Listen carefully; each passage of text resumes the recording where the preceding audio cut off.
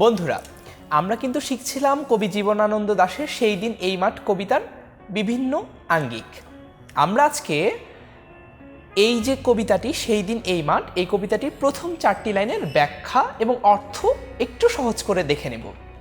আগে আসো আমরা লাইনগুলো কি কি সেগুলো একটু আবৃত্তি করে নেই।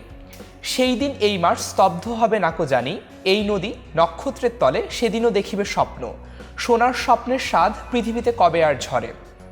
আসো বন্ধুরা, আমরা জানি স্তব্ধতার মানে কি। স্তব্ধ মানে হচ্ছে যখন সবকিছু একেবারে চুপচাপ থাকে তখন সেটাকে বলা হয় স্তব্ধতা। কবি বলেছেন সেই দিন এই মাস স্তব্ধ হবে নাকো জানি। এই যে সেই দিন, সেটা আসলে কোন দিন?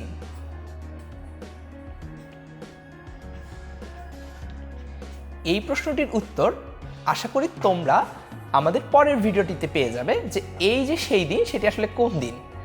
তারপর কবি বলছেন এই নদী নক্ষত্রের তলে সেদিনও দেখিবে স্বপ্ন। তার মানে স্বপ্নটা দেখবে কে? স্বপ্ন দেখবে হচ্ছে নদী। এই যে নদীটা রয়েছে, এই নদী বলতে কোন নদী সেটি কিন্তু কবি এখানে উল্লেখ করেনি। কবি বলেছেন তার সামনে, অথবা তিনি অনির্দিষ্ট করে একটি নদীর কথা বলেছেন। এই যে নদীটি সেটি নক্ষত্রের তলে। নক্ষত্র মানে হচ্ছে কি বন্ধুরা?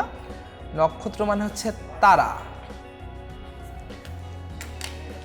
তার মানে হচ্ছে এই নদীটি নক্ষত্রের তলে সেদিনও দেখিবে স্বপ্ন। এই সেদিন আর এই সেদিন কিন্তু একই। কি দেখবে? স্বপ্ন দেখবে। কিসের স্বপ্ন দেখবে? সোনার স্বপ্নের স্বাদ পৃথিবীতে কবে আর ঝরে। এই যে সোনার স্বপ্নের কথা বলেছে বন্ধুরা, এটা কিন্তু স্বর্ণের স্বপ্ন না, এটা হচ্ছে সোনালী স্বপ্ন। তার মানে কি বন্ধুরা? আমরা কিন্তু স্বপ্ন দেখে সাদা কালো, তাই না? সোনালী স্বপ্ন কি কখনো দেখেছ? না, এখানে কবি সোনালী স্বপ্ন বলতে সুন্দর স্বপ্নকে বোঝাচ্ছেন।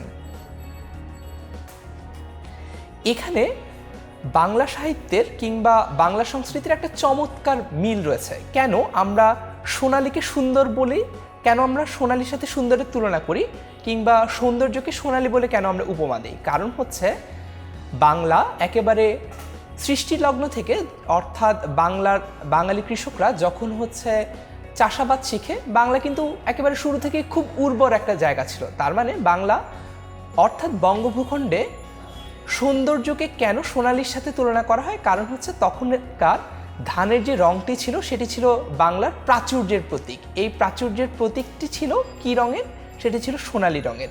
এ কারণে যা কিছু সুন্দর, যা কিছু চমৎকার, সব কিছুকেই বাংলা ভাষায় তুলনা করা হয় সোনালী রং দিয়ে।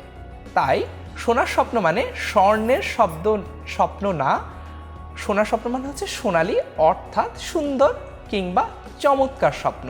তিনি বলছেন এই যে স্বপ্নটি সেটি পৃথিবীতে কবে আর আসবে, অথবা তিনি এখানে বলেছেন কবে আর ঝরে। এটি আমরা বুঝবো কবে আর আসবে। কবে আসবে বন্ধুরা? কবে আসবে সেটা আমরা আমাদের পরের ভিডিওতে জেনে নেব।